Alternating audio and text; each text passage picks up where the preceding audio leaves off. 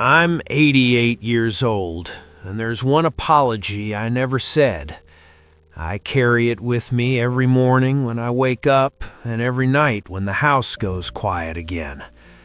At this age, time doesn't stretch the way it used to, and it folds in on itself. Days feel thin, memories feel close. I'm not telling this because I expect forgiveness now. I'm telling it because there isn't much left to tell, and this is the truth I avoided for most of my life. People think regret comes from big mistakes, ruined careers, lost fortunes, terrible decisions. For me, it came from waiting, and from assuming there would be another chance to speak. I live alone now. The house is smaller than the one we raised our children in, but even so, I don't use most of it. I move from the bedroom to the kitchen to the chair by the window. I sit there in the afternoons and watch the light move across the floor. I try to remember what it felt like to be certain there would always be tomorrow. When you're young, tomorrow feels guaranteed. When you're old, it feels borrowed. The apology I'm talking about wasn't dramatic. It didn't involve betrayal or shouting or anything you'd see in a movie. It was simple, ordinary, the kind of thing people postpone because it feels uncomfortable or because pride whispers that it can wait. It couldn't. I was in my late 30s when it began to matter. At the time, I didn't know that. I was busy. I had a job that demanded long hours, a family that needed stability, bills that didn't care how tired I was. I told myself I was doing what adults do, providing, holding things together, and in many ways I was. My wife and I didn't fight much. That's something people mistake for happiness.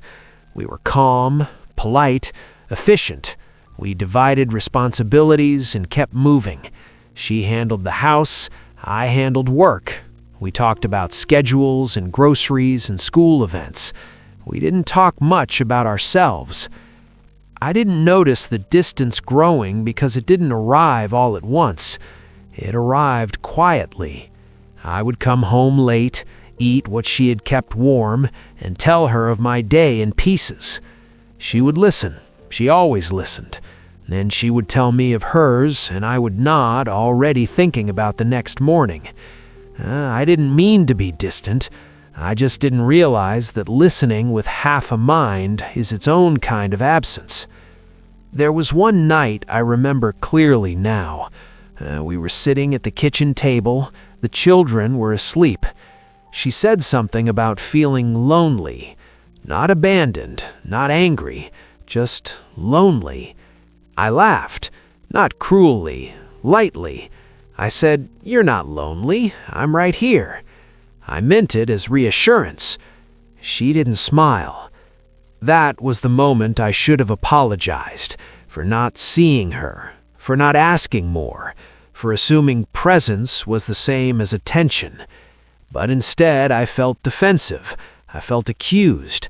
And rather than admit I might have been wrong, I let the conversation end. I told myself I'd make it up to her later. Later became a habit. Years went by like that. We attended events together. We raised children together.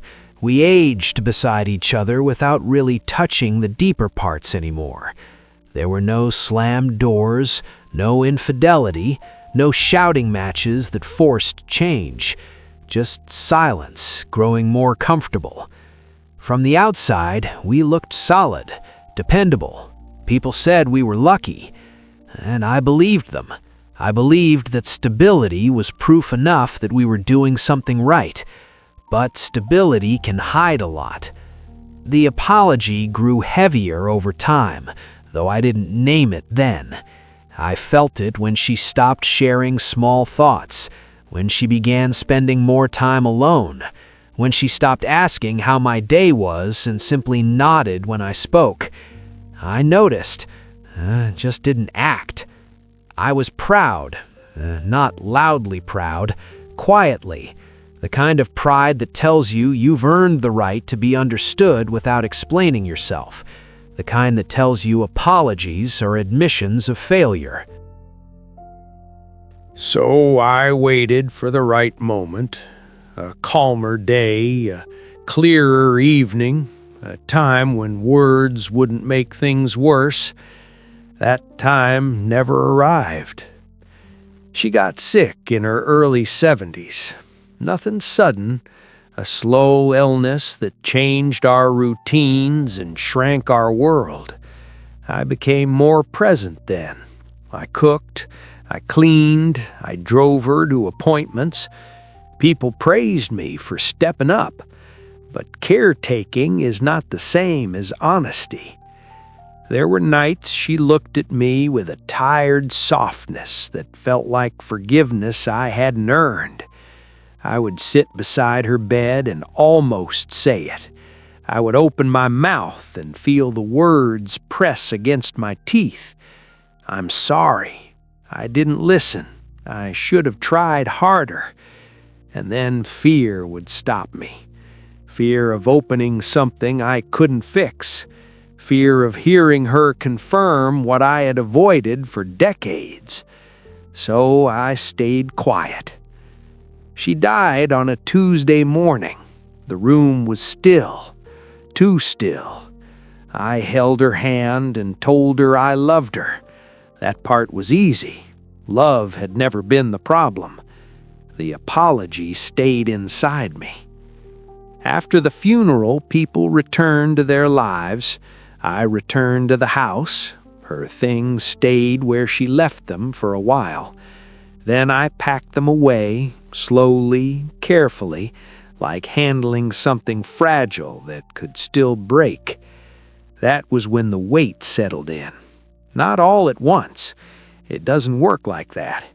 It came in moments, standing in the grocery store, reaching for something she used to buy, sitting at the table with no one across from me, waking up from dreams where she was still alive and realizing again that she wasn't. In those moments, the apology grew louder. There was no one left to receive it. People tell you to forgive yourself. They say it kindly. I understand what they mean. But some things aren't about forgiveness. They're about acknowledgement. About knowing that a door closed because you didn't knock when it was open. I don't punish myself. I don't believe that helps. I lived a decent life. I did what I thought was right at the time. But decent isn't the same as attentive, and intention isn't the same as impact. I wish I had understood that sooner. Now, at 88, the world has become very quiet. Friends have passed. Children are busy with their own lives. They call when they can. They love me, I know that. But they don't need me in the way they once did. I sit with my memories more than with people. The apology lives there. It plays back in different versions. Sometimes I say it out loud when no one is listening. Sometimes I imagine how she might have responded. Maybe she would have cried. Maybe she would have waved it away. Maybe it would have changed nothing. But at least it would have been said. What I've learned is this. Time doesn't demand big moments. It demands honesty when it's uncomfortable. It demands presence when it's inconvenient. And it doesn't warn you when the last chance is past. I thought I was being patient. I was being afraid. If you're listening to this and you still have someone you avoid certain conversations with, I won't tell you what to do. I'm not here to instruct anyone. I can only tell you what it feels like to reach the end and realize silence was a choice. An understandable one, a human one, but a costly one. There are words that grow heavier the longer you carry them. They don't age well. They don't soften. They harden. And one day you realize they belong to a time that no longer exists. That's what my apology is now. It belongs to a version of us that's gone. I don't expect anyone to feel sorry for me. I've had love, I've had meaning, I've had a full life in many ways.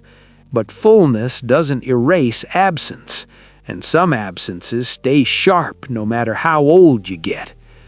I tell this story because I'm nearing the end of mine, because honesty feels lighter than pride now, because if these words sit with you for a while, then maybe the apology I never said won't disappear entirely.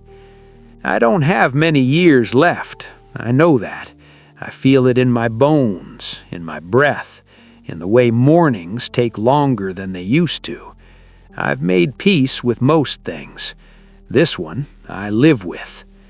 If this meant something to you, you can sit with it quietly. You don't need to fix anything right away. Just notice what you've been carrying and how long you've been carrying it.